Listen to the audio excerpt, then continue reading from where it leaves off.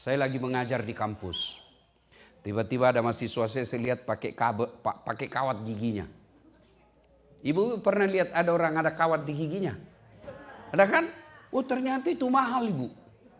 Bisa sampai 40-50 juta uang Indonesia. Satu kali umroh pak, dia simpan di giginya.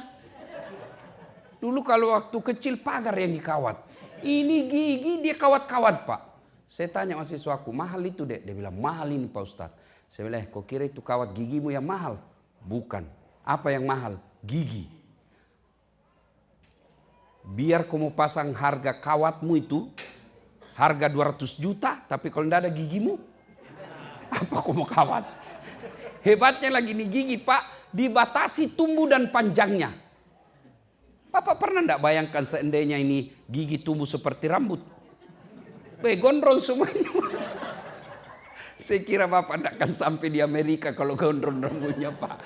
Iya toh? Masya Allah. Dan bapak ibu pernah rasakan bagaimana ketika kita makan kerupuk yang melempem.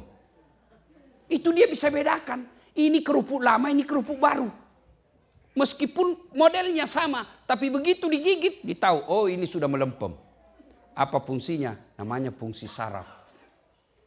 Dalam gigi kita ada seorang dokter ahli gigi di Indonesia. Saya tanya, bagaimana itu kira-kira kalau orang dicabut giginya tanpa disuntik bius? Dia bilang bisa mati mendadak itu orang kalau dicabut. Allah kasih kita ini gigi gratis. Hebatnya lagi ada 3 bentuknya. Yang di depan fungsinya apa? Memotong makanan. Namanya gigi seri. Masuk ke dalam lebih tajam. Namanya gigi taring.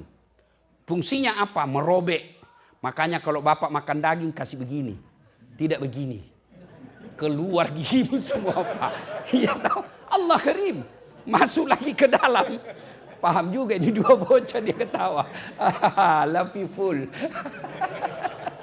Ya kan? Masuk ke dalam. Ada lagi namanya gigi geraham. Dia fungsinya menghancurkan.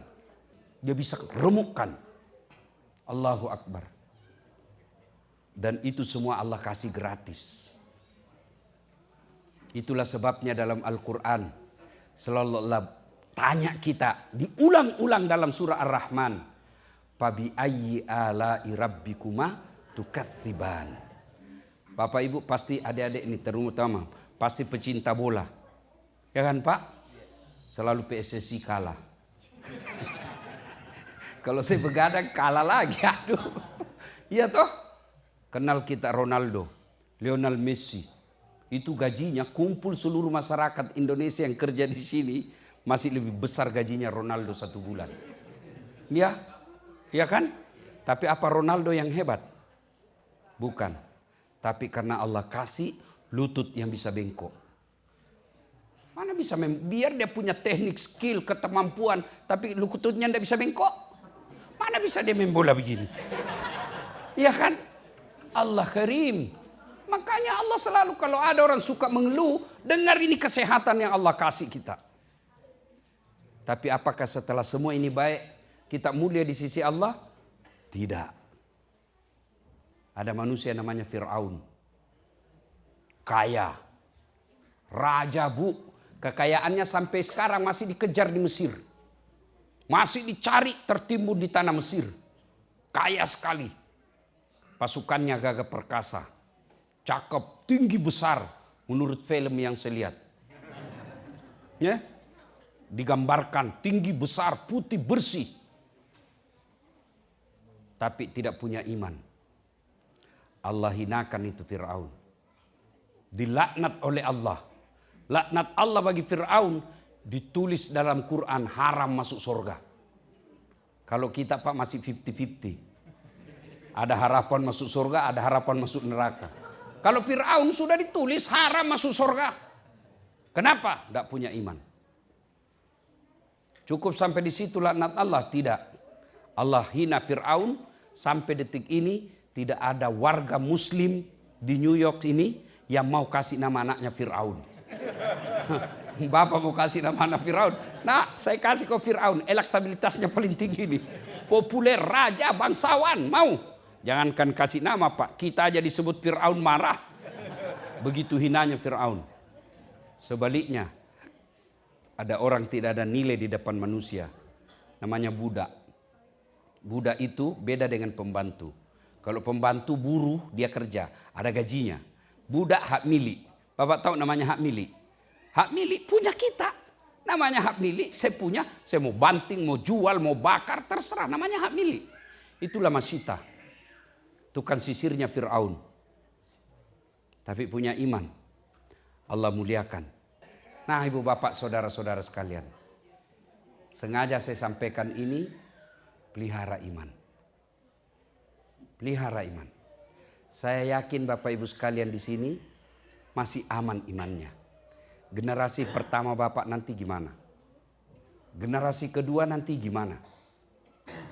Kami yang ada di Indonesia, insya Allah akidah kami kuat. Paling juga bisa sesat kalau dia menikah beda agama. Lambat laun dia tinggal. Tapi di sini kalau tidak kuat iman, lingkungan akan mempengaruhi kita. Akhirnya lambat laun anak kita tinggalkan agama. Demi Allah, kurang apa kayanya Fir'aun? Kurang apa popularitasnya Fir'aun? Tapi karena tidak punya iman, tidak ada nilainya di hadapan Allah. Kasihan kita merantau jauh-jauh dari Indonesia, meninggalkan leluhur kita, meninggalkan tanah air kita. Sampai ke sini saya yakin tidak ada yang gajinya 1 bulan $1 juta di sini. Tak ada. Tidak ada yang gajinya sampai di sini 1 bulan $500.000. Tidak ada. Lalu kenapa akidah kita tidak jaga baik-baik? Mau kemana Pak? Mau kemana? Berapa umur Bapak sekarang? Ini turut. Muka sakaratul maut Pak. Mau kemana Pak? Mau kemana? Ayo. 75. Saya tidak yakin Bapak masih dikasih 25 tahun. 100 tahun mulai pikun kita Pak. Jimmy Carter meninggal hari ini kemarin. 100 tahun pas umurnya. Coba. Kerjaan saya di Makassar hampir tiap malam takziah. Samsi Ali pun tadi mengatakan beliau katakan begitu. Mumpun saya ingat, terima kasih Ibu Samsi Ali, nyonya yang mempersembahkan coto versi New York. Nah, sudah viral di Makassar. Masya Allah, saya di sini dikasih roti terus roti. Saya bilang ini perut bugis ini Pak. Kok kasih saya roti 1 baskom, ndak goyang perutku. Ketemu coto tadi, waduh 4 kali saya nambah. Allah karim. Pak, saya tidak main-main. Kita serius ini, menjaga akidah kita. Mau kemana? Saya takziah hampir tiap malam di Makassar. Tapi yang meninggal, kalau dulu orang masih takziah, berapa meninggalnya? 70 tahun. Berapa? 80 tahun. Sekarang cari sebangsa kita yang 90 tahun. Paling tua 70, 80. Berapa umur kita sekarang? Apa yakin anak kita nanti masih punya akidah? Ketika sakaratil maut, Ibrahim alaihissalam, apa yang ditanyakan kepada anak dan keturunan-keturunannya? Ya bunayya, mata kuluna mata buduna min ba'di. Wahai anakku, kalau saya mati nanti, apa yang kamu sembah? Apa yang kamu sembah nanti kalau saya mati nak? Tapi manusia modern, ketika sakaratul maut dan tua, apa yang dia tanya? Bukan mata buduna, mata kuluna min ba'di. Apa yang kamu makan nanti nak? Saudara-saudara perantau di sini, saya tidak yakin ada anak kita yang mati kelaparan. Tidak mungkin. Saya tidak yakin ada anak kita yang bodoh di sini. Tidak. Tapi saya curiga ada anak kita yang sudah tidak tahu ngaji. Ada anak tahu kita yang sudah tidak tahu rukun iman, rukun Islam. Dan itu lambat laun kita merasa itu hal biasa. Padahal itu sudah kiamat buat akidah kita. Ibu-ibu yang ada di belakang, maafkan saya. Bu. Oi Bu. Oi. Kalau ibu meninggal siapa yang doakan ibu? Suami. Kawin lagi Bu. Siapa nih? Bapak-bapak. Kalau bapak meninggal siapa yang doakan bapak? Temanmu, coba lihat itu di grup WhatsApp. Bapak semua punya grup WhatsApp kan? Coba kalau ada teman kita meninggal. Jangankan baca doa, ngetik doa saja enggak mau Pak. Apa dia kirim? Stiker. stiker Al-Fatihah. Enggak juga dia baca itu. Kenapa kau tahu? Karena saya juga begitu. Dan begitulah nasib kita nanti ketika wafat. Paling orang kenal kita, ya datang mengantar jenazah, ngantar ke kuburan. Sudah itu, jabatanmu diperebutkan orang. Hartamu diperebutkan menantu. Lalu siapa yang akan menolong kita? Amal. 3 amal kita yang akan menolong. 1 diantaranya, anak yang soleh dan soleha. Saya kemarin malam diceritakan Pak Toha dari bandara. Ada orang meninggal, sudah puluhan tahun di Indonesia, di sini tinggal. Kemudian ketika mau meninggal, dia berpesan agar dikuburkan dalam keadaan dikuburkan secara Islami. Ketika sakaratul maut di rumah sakit, menelponlah Ustadz Samsi Ali kepada keluarganya. Orang tuamu sakaratul maut, kau bisa datang? Apa jawabannya? Mohon maaf, saya tidak bisa datang, saya lagi meeting. Sampai meninggal tidak datang. Dan itu pun saya pernah alami. Saya mau pergi ceramah, tiba-tiba ada ibu-ibu menangis. Ustadz, tolonglah datang dulu ke rumah Ustadz. Suami saya meninggal, saya tidak tahu mau apakan. Mana semua keluarga? Anak-anaknya ibu mana? Dia bilang, sibuk semua Ustadz. Saya datanglah ketika itu. Saya telepon panitia, saya minta tolong untuk sebentar ditunda acara, ada darurat. Saya datang sampai ke situ, saya bilang mana nomor teleponnya anaknya bu. Saya telepon anaknya yang pengusaha di Samarinda, Kalimantan Timur. Bang, Pak, saya bilang, Daeng, meninggal ini. Meninggal bapakmu. Bagaimana, ditunggu atau tidak? Apa jawabannya? Mohon maaf Ustadz, biar saya pulang tidak merubah keadaan. Tolong kirimkan saja nomor rekeningnya Pak Ustadz. Semua biaya pemakaman dan pengurusan jenazah saya kirim. Itulah fakta. Dan itu kalau kita tidak jaga anak akidahnya, anak kita akan kita alami seperti itu. Dan padahal di dunia ini berapa lama kita bisa hidup? Bapak-bapak datang ke sini merantau, tidak enak di sini ada pilihan tidak? Ibu-ibu datang ke sini merantau, tidak nyaman di Amerika sini ada pilihan? Ada. Balik lagi rek. Mulai rek. Mangan orang mangan yang penting ngumpul. Iya kan? Balik pak. Di kantor A kerja di sini. Bapak tidak senang di kantor itu. Ada pilihan? Ada. Pindah cari kantor lain. Ibu-ibu, suami jelek, kasar, ada pilihan? Ada. Pulangkan saja aku pada ibuku atau ayahku. Ada pilihan. Bapak-bapak istrimu jelek, kasar, suka ngomel, periksa HP aja kerjanya. Malas masak, ngomel aja kerjanya. Ada pilihan? 2 pilihannya pak. Ganti atau tambah lagi. Iya. Tapi kalau bapak masuk kubur ada pilihan tidak? Ada pilihan. Mau kemana pak? Balik lagi ke viral satu dunia. Tidak ada pilihan lagi ketika masuk di kubur. Tidak mungkin. Mau balik tidak mungkin. Hadapi itu. Dan di kubur bukan bapak menunggu 1000 tahun. Bayangkan kakek kita. Kakek kita yang dulu. Masih menunggu sampai sekarang. Dan pasti itu kita akan alami. Maka gunanya pengajian ini. Untuk memperbaiki kembali semangat keimanan kita. Kalau kita saja mampu tinggalkan tanah air untuk mencari nafkah sampai ke Amerika sini, kenapa justru untuk menuntut ilmu agama kita abaikan? Wa mal hayatud dunya illa mataul hurur. Dunia ini tipu daya saja. Dunia ini pasti berakhir. Jangan tergoda dengan dunia. Betapa banyak pelajaran dicontohkan oleh Allah melalui Quran. Orang-orang yang hina karena mengutamakan dunia. Tapi berapa banyak orang yang Allah muliakan tidak diabaikan dunia. Tapi dunia dia kejar seadanya saja. Lalu akidahnya kuat. Dia dikenang sampai sekarang. Ibu bapak saudara-saudara sekalian. Pertanyaannya bagi kita. Bagaimana memelihara iman? Bagaimana memelihara iman? 1. Ibu punya handphone? Punya handphone? Nah, bapak-bapak punya handphone? Itu handphone kalau dipakai terus kenapa? Lowbat. Kalau lowbat diapain?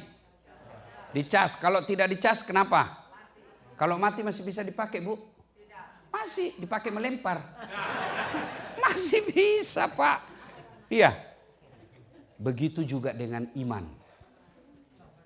Iman perlu dicas. Kalau tidak dicas, mati kita punya iman. Dakwah dengan iman itu handphone dengan cas. Coba lihat. Kita lihat gajinya orang ribuan dolar. Kita lihat rumahnya orang mewah. Kita lihat di TV kehidupan mewah. Mewah, dunia terus. Kapan dicas dengan iman? Perlu dicas. Maka casnya itu satu, dengar dakwah. Dengar dakwah. Mesti dengar ceramah. Caranya, mohon maaf Ibu ya, di rumah. Anak-anak kita perdengarkan dakwah. Saya bukan alumni pondok pesantren. Tidak pernah saya pondok pesantren. Dari mana saya belajar agama? Bapak saya waktu saya kecil, ada radio, selalu diputarkan ceramah-ceramah. Minimal kalau kalian dengar ceramah, ada pengetahuan agama di otak kita. Dengar dari mimbar masjid.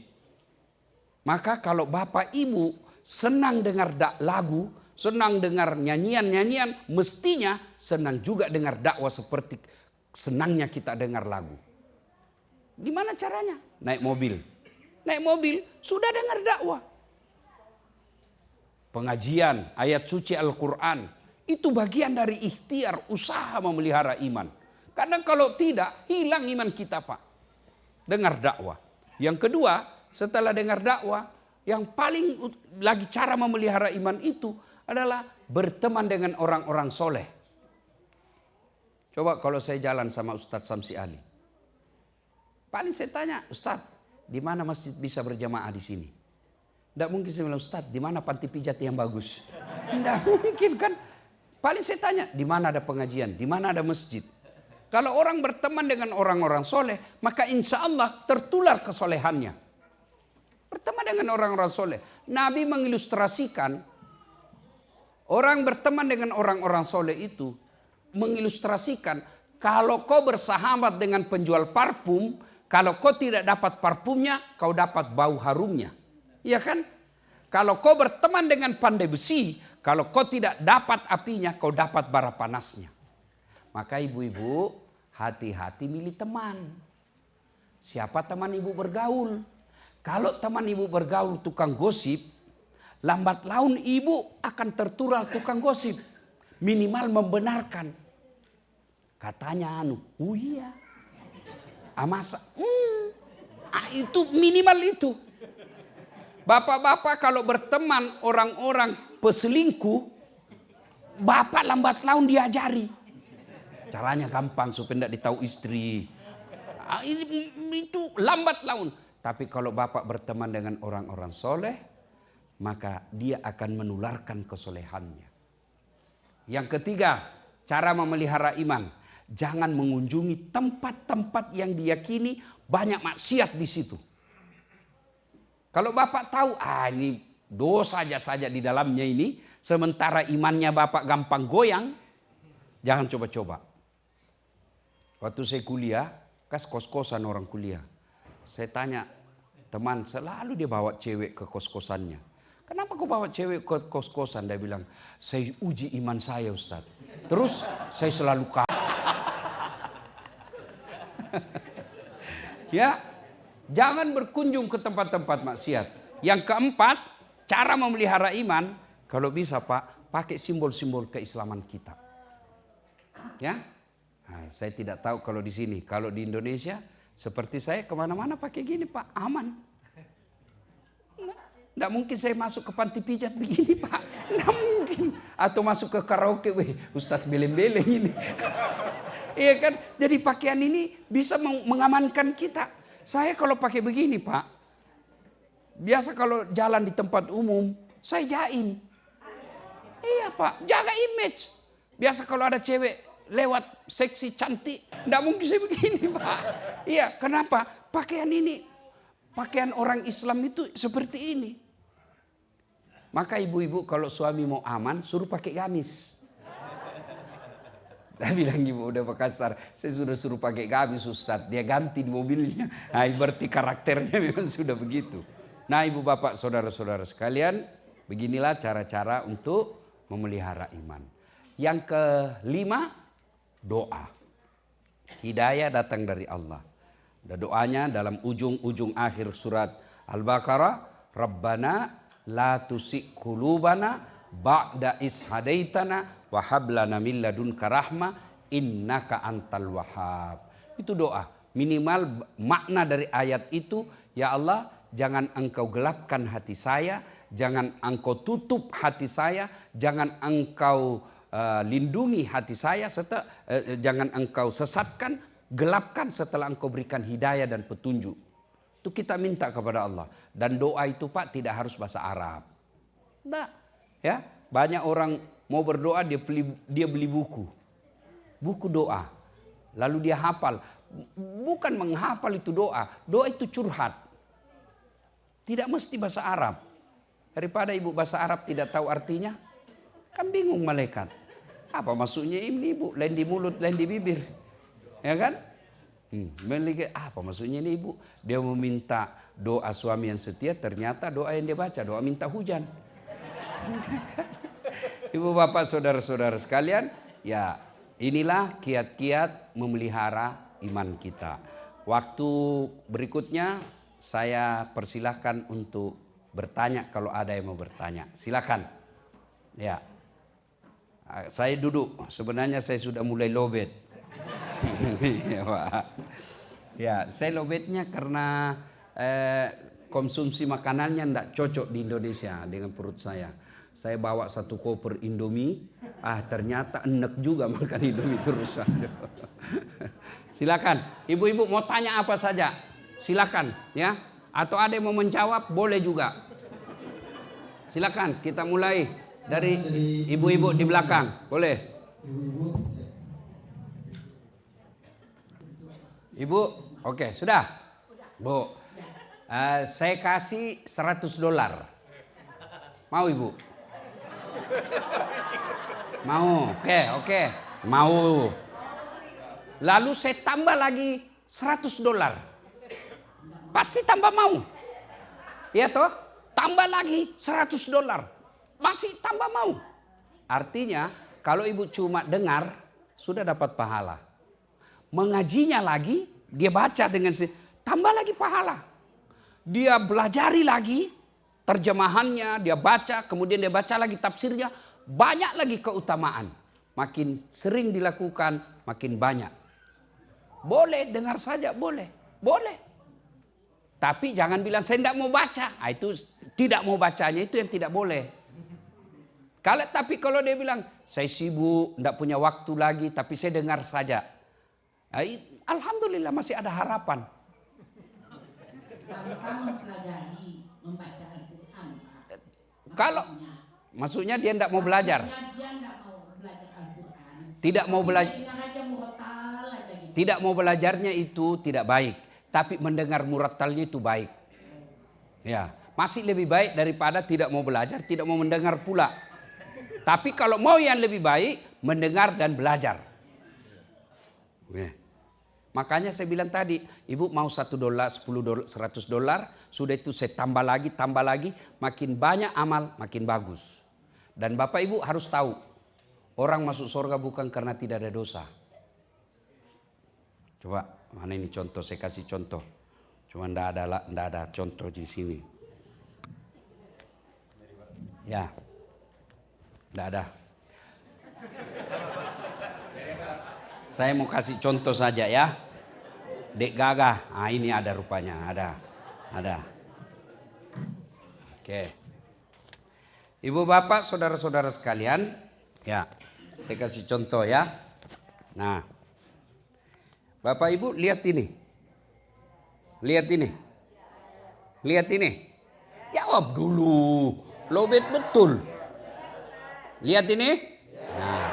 Anggaplah ini dosa. Menipu istri. Alasan rapat-rapat ternyata pergi merapat. Ya kan? Anggaplah ini dosa menipu suami.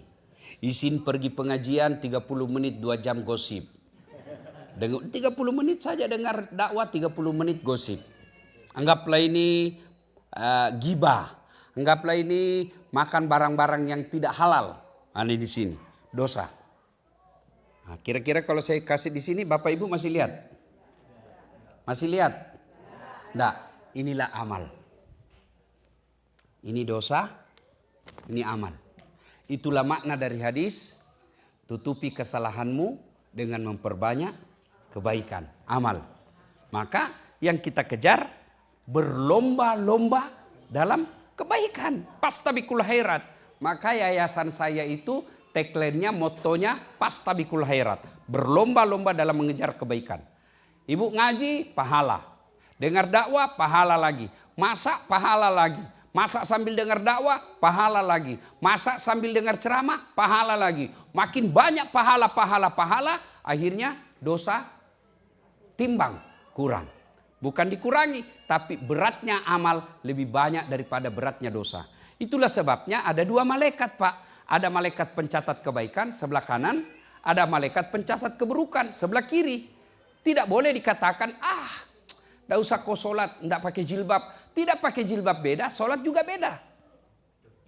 Itu makna ayat, wala talbisul haqqa bil batil. Allah tidak mencampurkan antara hak yang batil.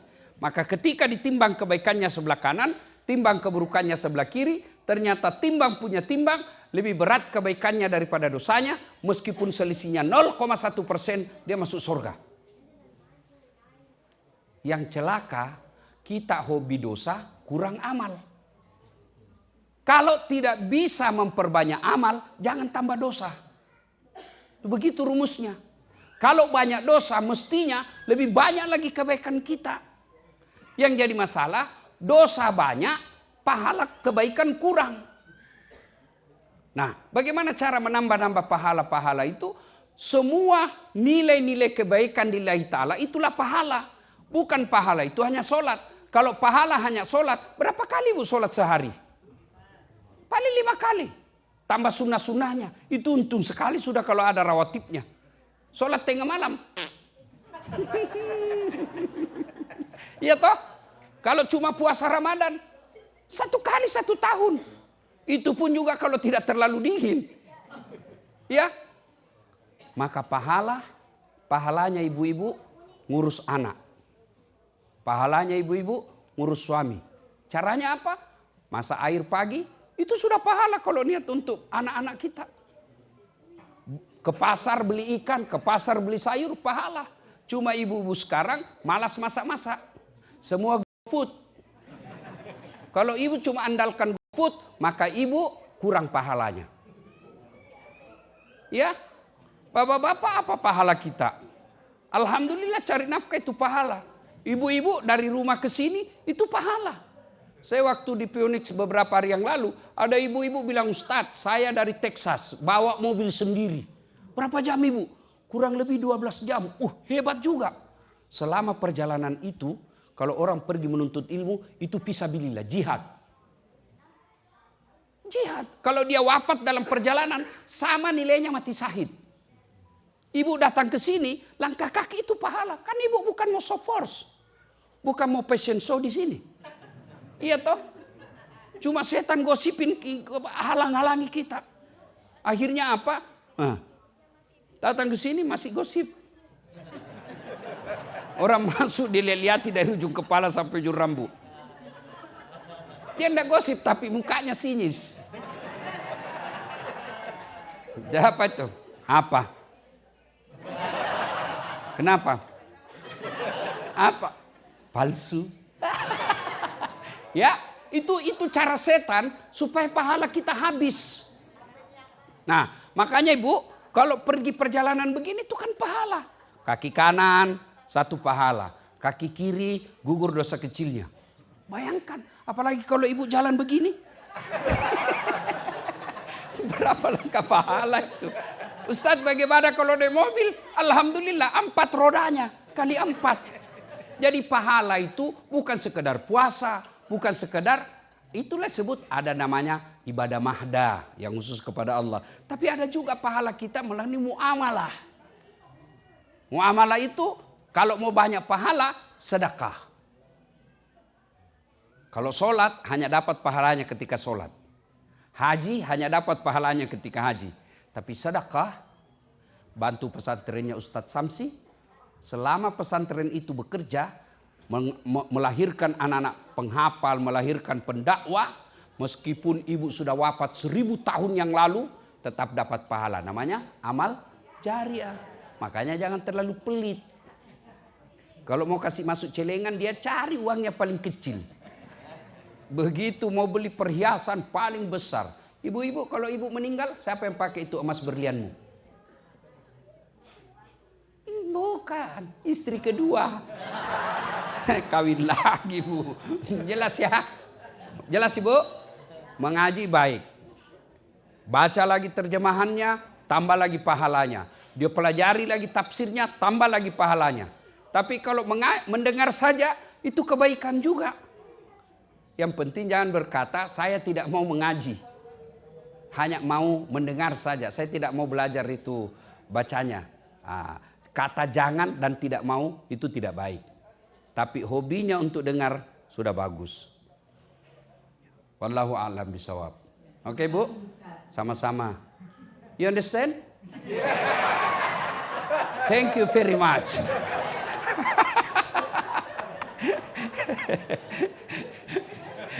Ada lagi? Ada lagi? Ya. Pak, dalam dakwah itu memang ada metode. Ya, ada metode yang fokus serius terus. Seperti Bapak Quraish Shihab. Tapi percaya anak-anak seperti ini, adik-adik saya ini yang begini, bakal ditinggal. Maka dalam dakwah itu ada juga bahasa, ada metodenya. Ada metode. Maka ada baru-baru saya buku tulisan dakwah saya itu ada dalam buku baru saya bikin. Ada 2 buku bahasa baru diterbitkan Gramedia. 1 New Media dan Dakwah. Dakwah di medsos tentu beda dengan dakwah di mimbar. Ya, sekarang dakwah ini lebih efektif melalui medsos. Kalau saya dakwah di mimbar paling dengar seperti ini, berapa di sini? Paling 300 orang. Tapi begitu saya post di YouTube, berapa juta yang nonton. Ada baru-baru saya post di IG saya, yang saya sisir-sisir ibu saya sambil diskusi, itu dalam 1 hari 11,5 juta yang nonton. Itulah hebatnya, itu namanya medsos. Jadi dalam dakwah ada metode. Beda ketika saya berhadapan dengan adik-adik, beda ketika bapak, ya beda kemudian lain-lain. Dan itu ada tahapnya. Al-Quran ketika mengharamkan hamar tidak akan langsung haram. Tidak, bertahap itu. Pertama dibilang dulu hamar itu ada faedahnya, tapi ada juga jeleknya. Ketahuilah jeleknya jauh lebih banyak daripada faedahnya. Yang kedua, turun lagi setelah jauh-jauh, turun lagi periode ayat kedua tentang hamar. La taqrabus salata wa antum sukara. Jangan kau dekati solat ketika kau dalam keadaan mabuk. Berarti makin jauh. Sudah dilihatnya itu baru turun ponis. Namal khamru. Hamar rijsun, bapak moyangnya dosa, min amalis syaitan, perbuatan syaitan, jauhi agar kamu termasuk orang-orang beriman. Itu ada caranya. Jadi saya dalam berdakwah lihat dulu, oh ini yang penting senang-senang dulu, yang penting dia gembira-gembira mau dengar dakwah. Dan ada begitu, ada metodenya, ya. Terima kasih atas sarannya, Pak, ya. Mudah-mudahan ada rezeki datang lagi. Amin. Ada lagi? Ada lagi? Ya. Ibu dulu. Yang belakang. Saya sebagai muslim peduli terhadap Palestina. Bentuknya 1, sudah pasti saya doakan. Yang kedua, saya tidak akan pernah mengkonsumsi lagi produk-produk yang menyerang mereka. Ya. Saya minimal itu. Saya tidak akan mengkonsumsi di rumah saya sampai anak saya pun dia sudah tahu, oh ini yang menyiksa, ini yang membunuh saudara kita. Tidak boleh sebut merek, Pak. Nanti saya malah tidak bisa pulang. Ya, jadi ya sampai ke anak kita diajarkan. Perlihatkan ini loh perlakuan mereka. Caranya minimal itu, kita boykot. Ya, bapak-bapak membela Palestina tapi merokok. Rokok itu produk mereka. Minimal itu saya anjurkan. Yang ketiga, setelah itu saya kalau ada duit saya berderma. Tapi ke pos-pos yang resmi. Karena banyak juga sekarang yang memanfaatkan itu. Harus catat yang resmi. Yang resminya kalau di Indonesia saya sarankan apa? Palang Merah Indonesia. Sudah jelas itu. Nah, apalagi bentuk-bentuk kepedulian kita kepada mereka adalah ikut kalau ada acara-acara seperti itu ya. Nah, ada yang bilang kenapa Ustaz tidak ke sana? Ngapain saya ke sana? Ke sana saya juga nanti mempersulit orang. Oh, jihad. Kalau mau jihad, ya jihadnya tadi itu. Kita ke sana nanti malah menambah beban orang di sana. Ya, wallahu alam. Kemudian cara husu. Husu ini dulu yang kata Ustadz Samsi Ali mindset. You understand mindset? Mindset. Itu dulu yang harus ibu pahami. Apa itu husu? Jangan pikir husu itu tidak ingat apa-apa. Ustadz husu, salat, tidak ingat apa-apa. Bukan salat itu, pingsan. Ya, husu itu fokus terhadap apa yang kita kerjakan. Husu, pup, buang air besar. Husu, bagaimana caranya? Jangan sambil merokok. Itu tidak husu namanya itu. Ya, ibu fokus, itu namanya husu fokus. Nah, kalau kita sholat, pasti setan mengganggu. Saya ingat istilahnya Quraisy Shihab. Itu orang husuk dalam sholat itu seperti orang bawa mobil. Orang kalau bawa mobil kan kadang-kala setirnya mau ke kanan, mau ke kiri. Ketika mau ke kanan padahal dia harus lurus, jangan Bapak ikuti ke kanan. Tetap fokus. Ya. Nah, ulama pun mengajarkan, ada hadis. Bagaimana supaya bisa husuk dalam sholat? Satu, sempurnakan wudhu. Selama saya di sini, barulah saya tahu ciri-ciri orang beriman. Apa maknanya itu hadis? Mengatakan bahwa menyempurnakan wudhu di musim dingin. Saya bilang, oh ini maknanya ini. Kedatat kalau dingin sekali Pak. Berat sekali kata rasanya kita mau wudhu. Itu baru wudhu. Bagaimana mandi junub? Iya, terus saya bilang, berat juga orang di sini. Oh syukurnya ada air panas. Iya kan? Allah Karim. Ya, sempurnakan wudhu. Yang kedua, menurut hadis, dari wudhu ke tempat sholat, jangan banyak bicara. Itu, karena mengganggu setan itu. Tapi apa yang kita praktekkan? Dari tempat wudhu ke tempat sholat, WhatsApp. Kalau perlu telepon. Ya kan? Nah, sebaiknya tempat wudhu, langsung masuk sholat, duduk. Kalau di masjid, tahiyatul masjid dulu.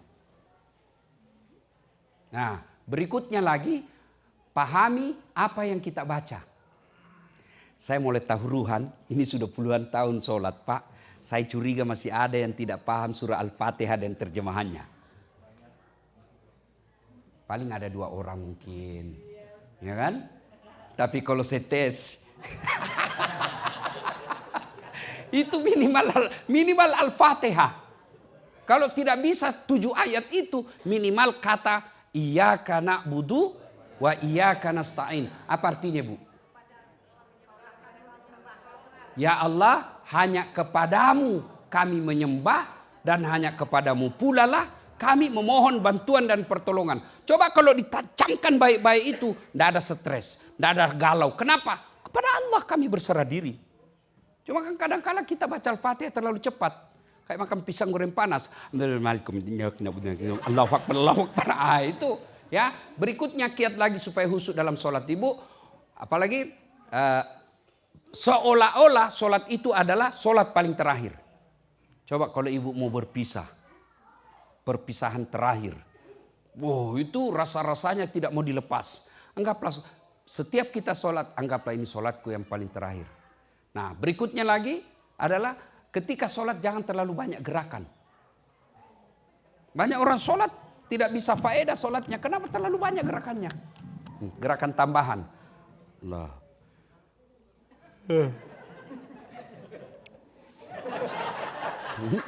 Ngupil dia sholat Pak. Sudah ngupil di karela petang. Ya kan? Ada orang sholat kayak ditiup angin. Ada juga yang terlalu semangat. Ya Bapak ketawa karena membayangkan diri sendiri kan. Nah minimal itu ketika sholat jangan terlalu banyak gerak. Boleh tapi menguranginya itu bagian daripada ikhtiar untuk meraih khusyuk. Ya. Nah kemudian Bapak usahakan laksanakan rukun-rukunnya sholat itu secara baik. Misalnya ruku yang baik itu kalau disimpan air ketika dia ruku itu dia bisa enggak tumpah. Ya, di sini. Cuma kan kita kalau ruku belum lurus sudah naik. Ya kan? Saya tanya, kenapa cepat sekali? Kan saya sudah hafal Ustaz. Kalau kau sudah hafal bilang saja Allahu Akbar, bacaannya ya Allah sama kemarin. Assalamualaikum. Selesai kalau kau sudah hafal aja. Begitu. Tapi sholat itu ada rukun-rukunnya. Iya kan Pak? Ya.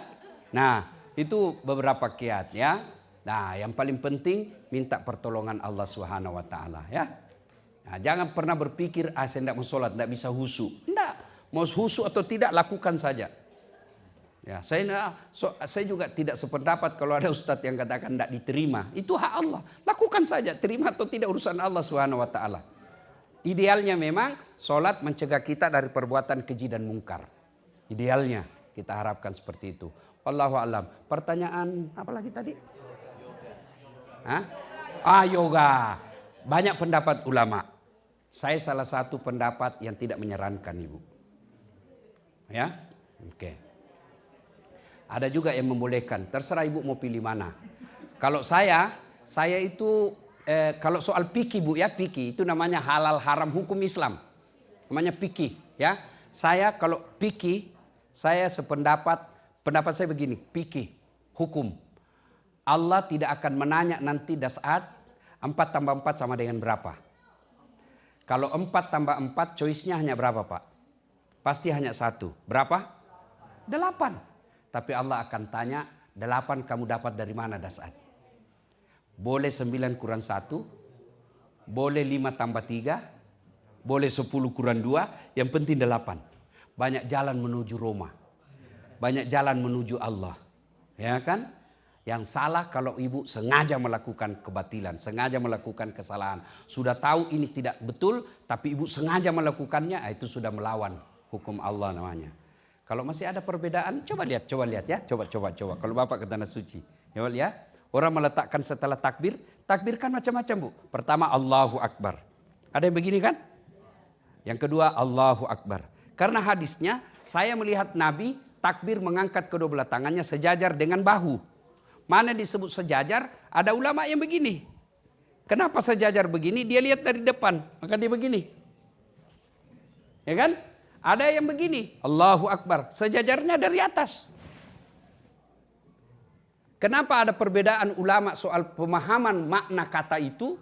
Karena tidak ada tutorial. Beda sekarang kan ada tutorial kalau kita beli sesuatu. Ada videonya, ada audionya, ada visualnya. Jadi kita bisa seragam. Coba saya tanya Bapak Ibu. Bapak-bapak, kalau saya bilang saya tidak makan, apa yang ada di benak Bapak? Saya tidak makan. Lapar, apa lagi? Puasa, apa lagi? Masuk angin, apa lagi?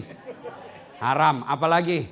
Alergi, apa lagi? Kenyang, apa lagi? Saya tidak suka. Itu baru satu kata loh Pak. Saya tidak makan, sudah berapa Bapak yang ada di benaknya? Begitu juga pemahaman ulama. Mereka tidak melihat gambar. Mereka tidak melihat foto. Mereka tidak mendengar audionya. Maka terjadilah tafsir para ulama. Maka ketika ada yang menafsirkan ini, hargai yang jelek kalau Bapak menyalahkan pendapat orang.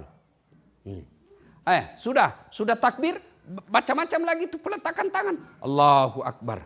Nah, tangan pertama ada yang di atas dada. Ada Bapak lihat orang sholat begini kan? Ada. Ada lagi Allahu Akbar. Antara dada dengan pusat. Dia begini. Ya kan? Ada lagi pas di atas pusat. Allahu Akbar. Ada. Ada lagi di bawahnya pusat. Allahu Akbar. Ada. Ada lagi Allahu Akbar begini, ada. Begini, ada. Silakan. Bapak mau pakai, mau begini silakan. Jangan orang bapak begini, orang di sini begini, bapak kasih gitu. Salah pasti bapak itu. Ya, mau begini silakan, mau begini juga silakan. Yang salah kalau bapak pakai semua. Allahu Akbar. Ini golput. Jelas ya? Ibu ya, saya menyarankan sebaiknya tidak usah ikut. Karena ada nilai-nilai agama lain yang masuk. Ya, oke. Olahraga Ustaz, lebih olahraga yang lain. Dah, cukup. Atau ada masukan dari Ustaz Samsi? Oke. Tidak ada lagi? Ada lagi? Ya, silakan.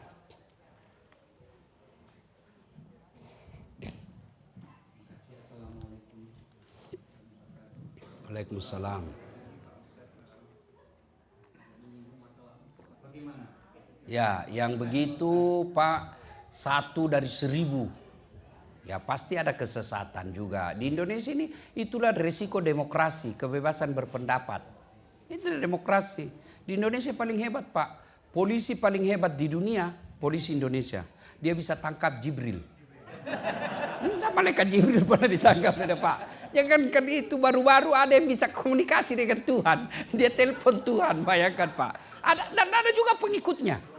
Ada pengikutnya, itulah hebatnya. Itu resiko dari kebebasan berpendapat Pak. Tapi ya sekali lagi Allah memberikan kita sensor namanya nurani. Bapak alhamdulillah lihat begitu gelisah.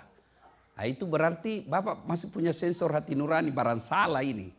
Nah, soal kemana kita berguru, ya sebaiknya lihat dulu, ya mazhabnya apa ini Ustadz, ya kita lihat. Kalau sudah kita lihat, tanya ke Ustadz yang lain.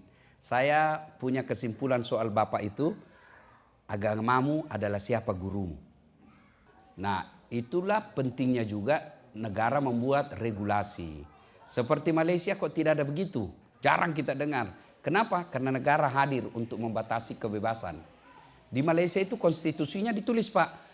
Malaysia adalah negara Islam yang bermazhab Syafi'i. Itu ditulis. Ya, jadi kalau khutbah Jumat, kalau di sana Pak, kalau mau khutbah, saya diundang, meskipun saya sudah doktor, dilihat banyak di YouTube ceramah-ceramah saya tetap harus melampirkan sertifikat atau ijazah atau surat izin dari MUI. Kalau di Malaysia, tidak ada sertifikatnya, tidak bisa dia dakwah. Mau khutbah, ditapis dulu, artinya disaring dulu apa materinya yang dia mau sampaikan. Harus saya serahkan dulu, ini yang saya akan bahas. Nah, itu kelebihannya di Malaysia. Kalau di Indonesia, ya memang sebebas-bebasnya. 30 tahun jadi artis, film-filmnya semua film-film yang melupakan Tuhan, membuat orang lupa Tuhan. Tiba-tiba taubat, baru 2 bulan taubat, modal pelihara jenggot, celana jingkrang, dia kafirkan kita semua. Nah, itu ada begitu ya. Nah, maka harus hati-hati juga. Disitulah pentingnya orang tua mengarahkan anak.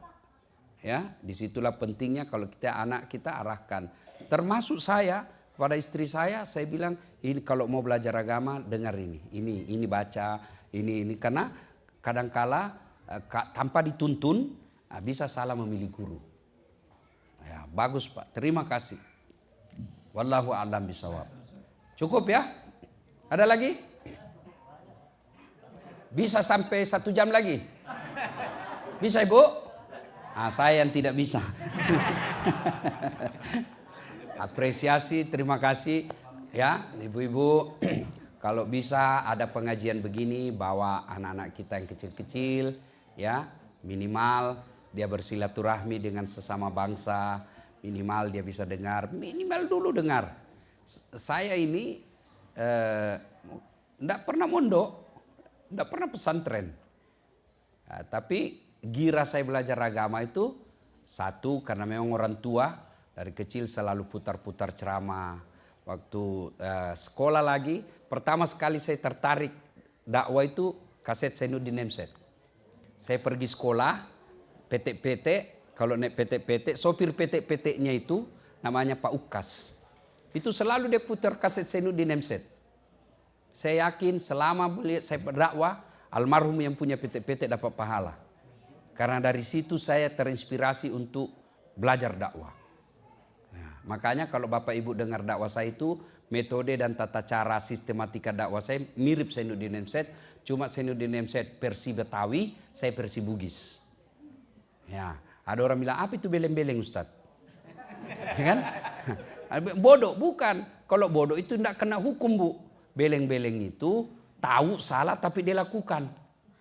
Itu beleng-beleng.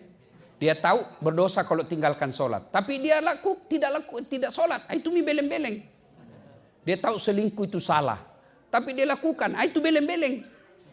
Dia tahu korupsi itu salah. Tapi dia lakukan. Beleng-beleng. Di korupsi 300 triliun. Tidak masuk juga akal saya, Pak. Akhirnya aja di medsos. Biarlah saya kasih saya 2 triliun, saya siap di penjara 10 tahun. Itulah. Mau apa itulah negara kita, Pak. Ya, cukup, Bu. Kalau masih ada yang mau bertanya, satu lagi. Ya, silakan. Assalamualaikum warahmatullahi wabarakatuh. Waalaikumsalam warahmatullahi wabarakatuh. Ya, di masjid saya anak-anak yang sering azan. Tapi bukan juga yang tidak jelek, bukan juga yang jelek suaranya. Ya, yang bagus ya. Tujuan saya apa? Mendidik, memberikan peluang kepada generasi muda. Tetapi jangan juga 5 waktu. Sekali-sekali boleh. Untuk menjadi motivasi agar anak-anak kita ini diberi peluang cinta masjid. Ya. Kepada panitia masjid juga jangan terlalu radikal. Dalam arti langsung merebut. Ya, saya juga tidak setuju kalau lagi azan direbut. Itu bukan contoh yang baik. Kalau sudah azan anak-anak dianggap tidak baik, azan lagi yang dewasa. Kalau perlu umumkan itu tadi tes untuk anak kita. Ini azan yang sesungguhnya. Tidak ada larangan. Benar Pak Ustadz Samsi ya? Tidak ada larangan. Ya, ada orang kadang-kala tujuannya untuk pendidikan, ada tujuannya untuk memang seperti apa yang dikehendaki ya. Kalau masjid saya, Pak, saya kadang kasih anak-anak tapi yang bagus suaranya. Kalau yang tidak bagus suaranya kita kasih azan, tapi tidak usah pakai mic. Ya kan? Supaya nanti orang di sekeliling, apa itu mengganggu suara. Karena salah satu juga orang malas ke masjid itu manajemen masjid tidak bagus. Ya, saya alhamdulillah ada 3 masjid saya bikin. Masjid yang terakhir itu, selalu malah sekarang masjid ibu saya kasih nama Masjid Haja Sitimang, dia menjadi wisata religi di Makassar. Di bawahnya ada kolam, Bu. Jadi dia seolah-olah masjid itu di atas kolam besar. Akhirnya apa? Anak-anak senang, Pak. Jadi jembatannya itu kaca. Jembatannya kaca. Jadi lucunya itu kadang-kadang ada takut lewat. Dia lihat air di bawah kan. Ada juga yang hanya datang, tadinya hanya karena kalau dikasih makan itu ikan, muncul semua, anak-anak senang.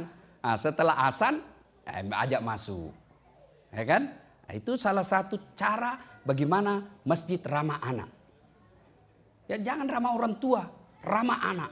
Kalau orang tua generasi selamat, Pak.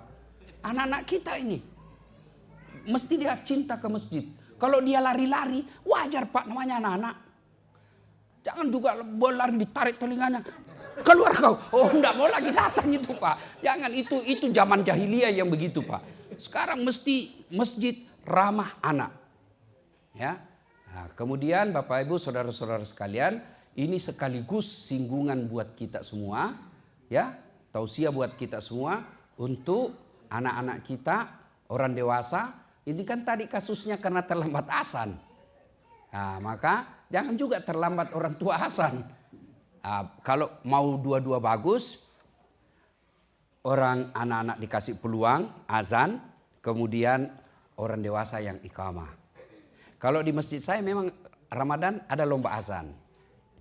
Yang juara 1 kita gaji untuk azan. Karena kalau azannya juga jelek, jengkel juga kita. Sudah tua, penyakit asma. Gigi juga tinggal beberapa.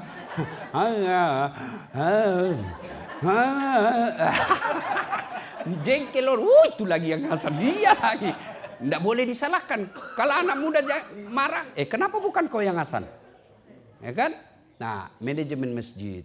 Gimana anak-anak mau ke masjid, Pak? Yang ceramah sudah panjang tidak jelas. Dari salam pertama sampai terakhir neraka terus dicerita. Kau akan dibakar, ditusuk pantatmu, keluar. Ceritakan anak-anak begini. Pasti dia bilang, tidak usah lagi kau ceramah. Dia bikin takut-takut. Ya kan? Dapat lagi imam, Allah karim. Terlalu panjang, Pak. Kita mau ikut. Tidak dihafal, kita mau ruku. Belum selesai, terpaksa kita nonton semua di sini, Pak. Dibaca semua di pinggir jadi, Pak. Sudah dibaca, belum juga selesai, Pak. Bajunya lagi orang dibaca. Belum selesai juga, Pak. Wah, jengkel kita. Panjang betul itu, Pak Imam. Ya, itulah sebabnya Nabi katakan, kalau kau jadi imam, 2 tuh syaratnya. 1, ringkaskan. Itu Nabi yang bilang, bukan saya. Ringkaskan. 2, baca yang umumnya orang hafal. Tujuannya apa? 1, kalau orang hafal, imam hilaf, dia bisa luruskan. Saya termasuk sering cemas, Pak. Kalau yang dia baca imam, saya tidak hafal. Kenapa? Karena kalau salah, pasti saya yang diharap orang luruskan. Nah, saya juga tidak hafal, Pak. Iya kan? Waduh, saya cemas sekalinya. Dan itu sering terjadi. Nah, yang kedua tujuannya apa? Supaya orang khusyuk. Coba kalau imam baca wadduha, anak-anak ikut. Qul huwallah, anak-anak ikut. Kenapa? Dia hafal. Coba kalau dia baca yang panjang-panjang. Dia baca Al-Anfal ayat 5 sampai 70. Bingung kita, Pak. Dia khusyuk dengan bacaannya, kita khusyuk dengan hayalan. Iya kan? Masya Allah ya. Nah, itu perlu memang pengelolaan masjid ya.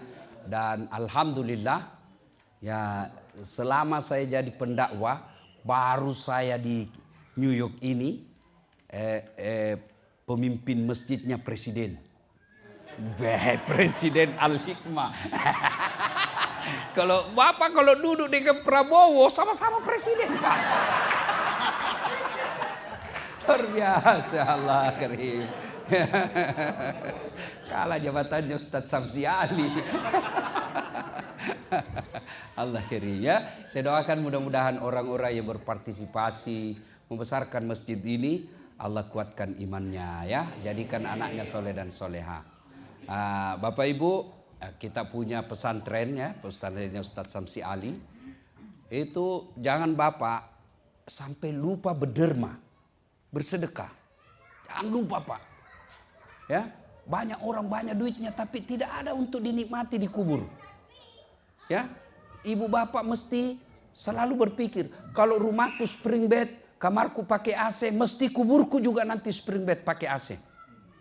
Jangan terlalu pelit, Bu. Jangan terlalu pelit, Pak. Tidak ada orang bangkrut gara-gara sedekah.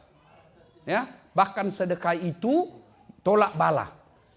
Ya, kalau bapak ibu sudah sepantasnya sedekah tapi tidak mau keluarkan, maka Allah paksa keluar duitnya.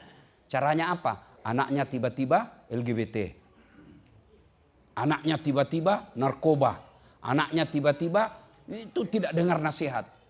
Cara Allah paksa duit kita keluar sia-sia. Maka salah satu cara ibu kalau mau suaminya setia, hendak ke lain hati, tolak bala dengan sedekah. Jangan ketawa, saya serius ini, Bu. Caranya ibu sholat hajat dulu 2 rakaat.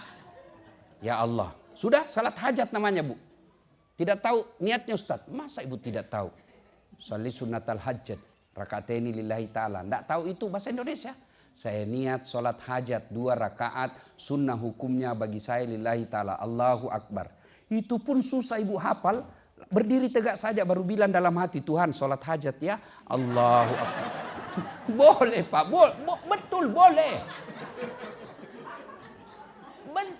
Tanya Ustadz Samsi kalau tidak percaya. Coba jangan begitu terus. Sambil belajar kan. 2 rakaat berikutnya ulang lagi. Tuhan masih seperti yang tadi. Allahu Akbar. Daripada ibu tunggu usalli ndak hafal, ibu ndak sholat. Usalli itu hanya ulama Melayu yang ngajarkan. Malaysia, Brunei, Indonesia. Coba ibu bapak ke Tanah Suci. Lihat itu orang Arab kalau masuk masjid. Coba lihat itu. Jalan, berdiri, langsung takbir. Allahu Akbar. Kalau kita kan loading dulu.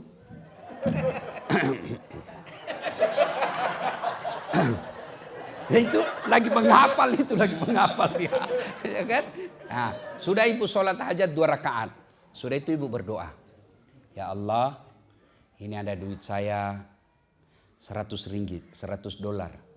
Saya akan kirim ke pesantren tolak bala. Semoga tolak bala ini suamiku terhindar dari wanita jahat. Boleh ibu. Waru Ustadz Samsi, berapa rekening pesantren? Ini ada tolak bala. Enggak sih. Yang jadi masalah kalau suaminya juga berdoa. Ya Allah, capek sudah lihat istri saya, ya Allah. Ngomel aja kerjanya, ya Allah. Ya Allah, ini ada duit saya, ya Allah, 100 dolar. Tolak bala, ya Allah. Bingunglah malaikat. Bu ya, sedekah ya. Apalagi usia-usia senja, mesti banyak bersedekah.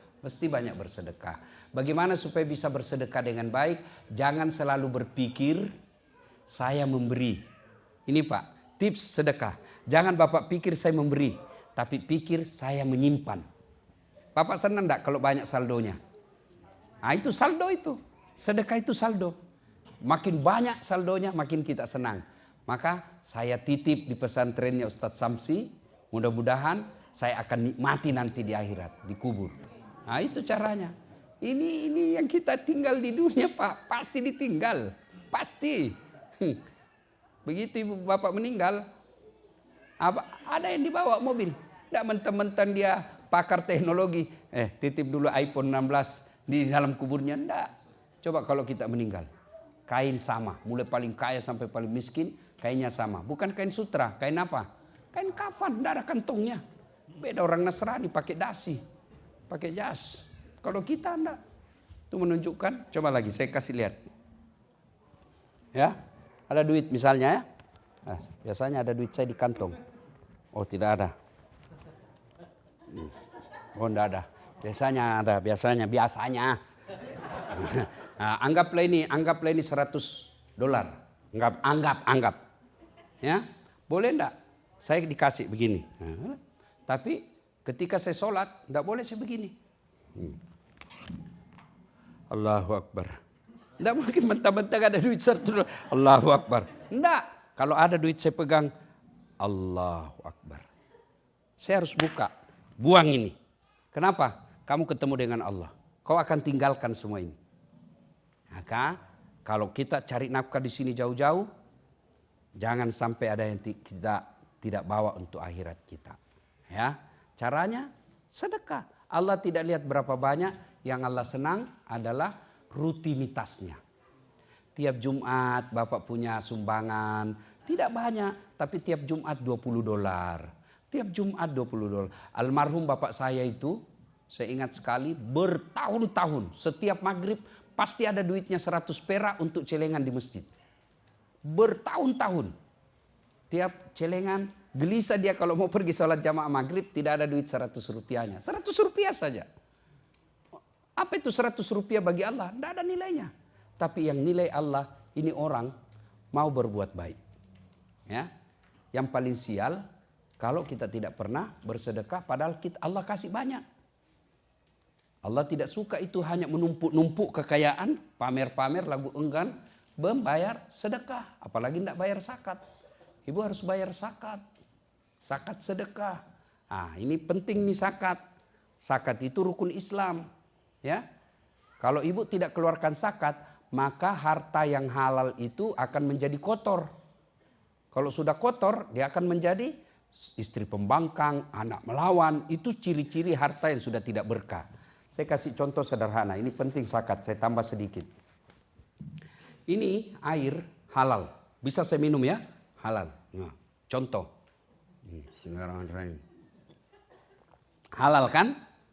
Anggaplah ini jeripaya Bapak Ibu kerja merantau ke Amerika. Ini halal. Bapak tidak menghalalkan segala cara. Halal, boleh diminum. Tapi setelah itu, karena saya tidak keluarkan zakat, yang 2,5%, 2,5% enggak cukup 3. Nasrani 10% Pak. 2,5%. Lalu tidak dikeluarkan. Nah, Bapak maaf, toilet. Tahu toilet Pak? Ambil toilet, kan toilet itu kan ada airnya. Enggak usah yang ada kuningnya. Air aja, air bersih. Sudah, enggak ada kuning di situ.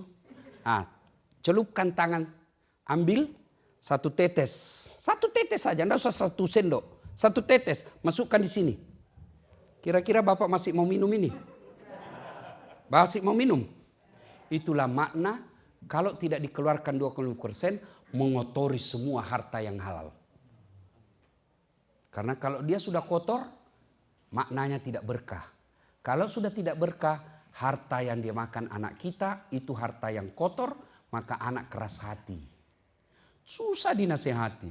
Disuruh menikah dengan muslim yang baik agamanya, dia pilih yang non muslim. Itu sudah tanda harta kita sudah tidak berkah. Istri kita lain dia kata, lain dia mau lawan kita Pak. Apa artinya jadi laki-laki kepala rumah tangga kalau istri sudah melawan kita? Itu ciri. Ada di sini takut sama istri ya. Berhenti kok jadi laki-laki. Dia bilang mengamuk Ustaz. Kenapa kalau dia mengamuk? Dia pecahkan piring Ustaz. Bantu pecahkan. Dia pecahkan televisi. Alhamdulillah hemat listrik. TV, gelas, piring bisa dibeli lagi Pak. Harga diri sebagai suami tidak boleh diinjak-injak istri. Takbir.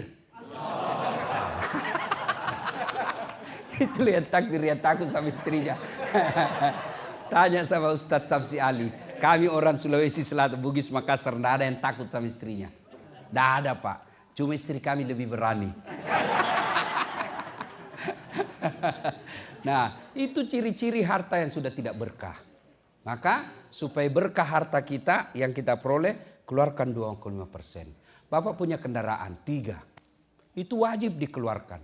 Kalau dia berbisnis, kendaraan itu dipakai rental tiap tahun dikeluarkan. Ada syaratnya. Apa syaratnya? Cukup haul dan nisabnya. Haulnya 1 tahun, nisabnya 2,5%. Maknanya apa? Nisabnya 85 gram emas. 85 gram emas itu kalau uang Indonesia kurang lebih 85 juta. Kalau dolar 85 juta berapa itu ya?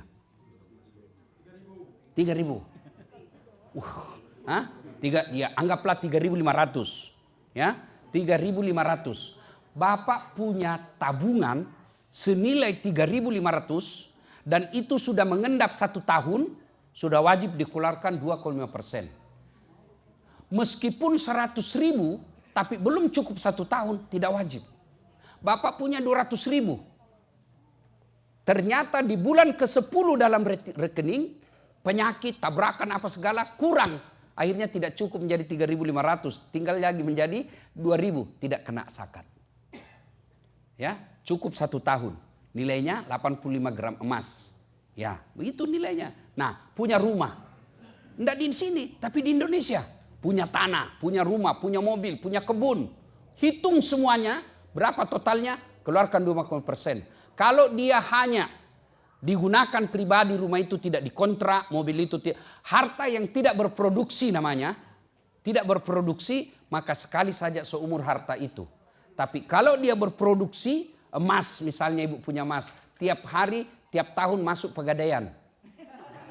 Ini kan jadi modal kerja. Itu tiap tahun dipajaki. Tapi kalau cuma dipakai saja, tapi tidak mungkinlah bapak ibu pakai 1 kilo di dalam tubuh. Tidak mungkin kan? Tapi disimpan di pegadaian, kemudian jadi modal kerja, tiap tahun dikeluarkan zakatnya. Ya, wallahu a'lam bishawab. Bu, ya? Cukup? Cukup, alhamdulillah. Terima kasih. Mudah-mudahan kehadiran kita ada manfaat. Ya. Masjid ini kita harus hidupkan terus. Anak-anak kita bawa ke sini untuk dengar dakwah. Kalau tidak mau dengar dakwah, main di sini. Kalau dia main di masjid, minimal dia tahu bahwa dia orang Islam. Ya, terima kasih guru saya Ustadz Samsi Ali, nyonya istri beliau yang menyediakan makan malam sepuasnya tadi. Ada songkolo, orang Bugis bilang mau songkolo, ketan. Ada coto versi New York. Ada juga makanan macam-macam tadi. Ada basang. Basang itu ternyata makanan Spanyol di sini. Ya, apa itu? Jagung yang dikasih gula. Orang Makassar bilang basang. Terima kasih, kita makan puas sepuas-puasnya tadi. Mudah-mudahan jadi pahala buat tuan rumah. Lebih dan kurangnya mohon dimaafkan. Mohon maaf kalau ada kata yang tidak berkenan, tidak enak didengar. Maafkan saya. Ambillah yang ibu anggap manfaat. Kalau tidak ada manfaat, jangan dihina, jangan disakiti. Cukup dibuang saja. Terima kasih kepada seluruh takmir, pengurus, Pak Yaya menjemput dan ikut mencemaskan saya waktu di bandara. Saya lihat tinggal 20 menit, antrian masih panjang. Saya bilang pasti saya ketinggalan. Dengan izin Allah naik juga, alhamdulillah. Semuanya terima kasih ibu-ibu. Lebih dan kurangnya mohon dimaafkan. Usikum wa nafsi bitaqwallah fastabiqul khairat. Assalamualaikum warahmatullahi wabarakatuh.